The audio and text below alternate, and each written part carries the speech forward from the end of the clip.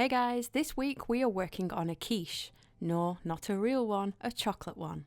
This was a cake requested by my son for his birthday. Stick around until the end of the video to see the important addition.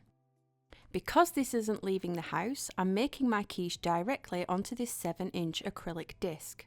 I'm also just using buttercream instead of my trusty ganache. I'm filling my 7-inch chocolate cake with chocolate buttercream and slightly melted Biscoff spread, before sandwiching it with another layer of cake and coating it all in a layer of chocolate buttercream. I'm just butting the scraper up against the acrylic disc to make the straighter sides and then smoothing the top with a spatula. Now I'm just letting the buttercream firm up a little. You can of course put it in the fridge to speed this step up, but I'm just not a fan of putting any of my cakes in the fridge.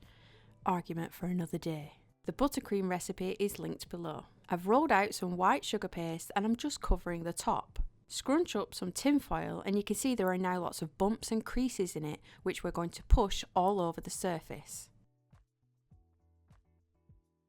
You can even pinch between your fingers to create raised areas, just like the topping of the quiche gets when it's in the oven. Upon trimming the top excess sugar paste off, you'll see my buttercream has bulged. I was a little heavy-handed with the texturing, but you can get round this by using ganache, which is much firmer. I'm just cleaning the sides back up with a spatula. The pieces of ham are just little squares of pink sugar paste cut in slightly different sizes. Then cut a little slit into the paste and push the ham down into it, as it does poke out of the top of the quiche filling. I'm placing the cake straight on a stand, so it looks a bit more convincing as a quiche than putting it straight on a cake drum, which gives the game away. I've just put some non-slip matting down so it's not going to slide off. For the crust, I have mixed white paste with some brown, yellow and orange, and then I'm rolling it into a long sausage. A tip to widen and elongate at the same time is to roll your pin diagonally over the sausage. Then I'm just trimming straight across the bottom and top and pressing the fluted tin pattern in with a cake pop stick.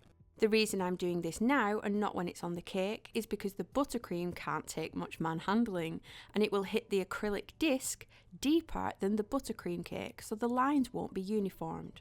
I just rolled it up and applied it to the sides before using the cake pop stick to indent the tops.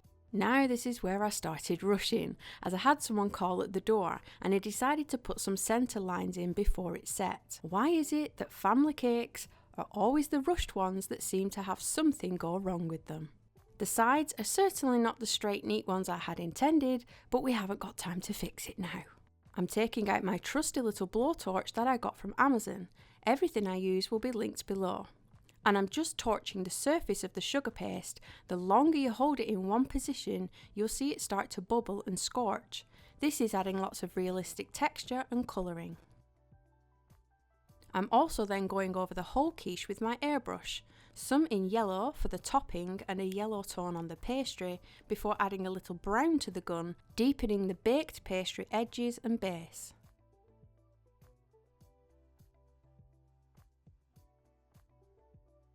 Now I'm going in stippling in brown and yellow with a brush to get into all the texture I made with the tinfoil and adding yet more detail. Then going back in with the torch because it's fun, to really deepen some of the raised areas where it would catch in the oven, along with painting the tops of the ham with brown colour where it would crisp up and scorch. Just for that little added extra, I'm tearing very tiny pieces of wafer paper, putting them in a bowl and adding some dark green powder.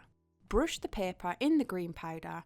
Yes, it can take a while, but it will eventually cover it all. Add these to the top of the quiche. Because I didn't get chance before, the crust looks a little too clean, so I'm pressing texture in with the tinfoil again. Luckily, it was still soft enough to take it. I'm now able to lift the 7-inch acrylic disc that the quiche is on to quickly wipe up the airbrush overspray and place it back into position. Had this been a customer's cake, it would have needed to have been on a cake board and I would probably have used ganache so it can really take that firm texture pressing. Yep, not quite as perfect as I would have liked, but there was still one more addition to add. And that was this sugar figure of Lorraine Kelly. Yeah, I don't know why either, but he asked for a Quiche Lorraine Kelly, so I just made what he wanted. Hope you enjoyed watching this tutorial. Please hit that subscribe button to see what's coming up next week. Thanks guys.